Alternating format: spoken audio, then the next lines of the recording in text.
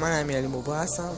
با هم امروز اومدیم آموزش گلد کردن اسنپ رو یاد بگیریم. خب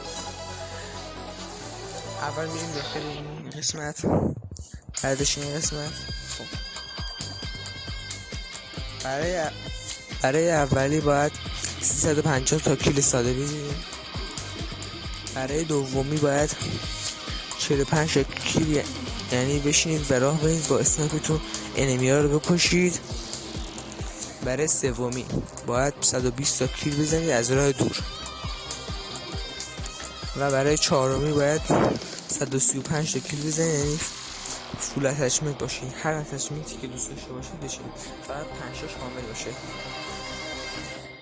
و برای پنجمی باید 50 تا کیل هدشات کنیم.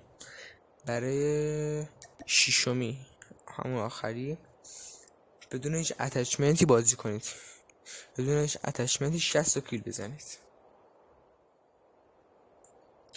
ممنون که تا پایان ویدیو همراه من بودید. منو دنبال کنید تا ویدیوهای بهتری بذارم براتون. خدا نگهدار.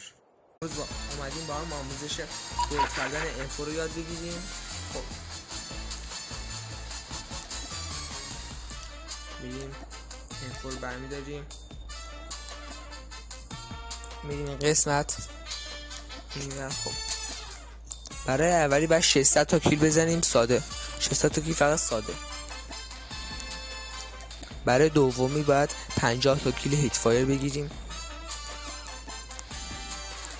برای سومی باید 80 تا کیل از راه دور بزنیم. و برای چهارمی باید فول اتچمنت باشه، یعنی همه اتچمنت هم فول باشه. برای پنجمی باید 100 تا کیل هدشات کنیم، یعنی تیف هم به سر انمی بزنیم دیگه، کار دیگه نمیخوام. و برای آخری یعنی ششمی و 80 تا کیل بدون هیچ اتچمنتی بگیریم. ممنون که تا پایان ویدیو همراه من بودید.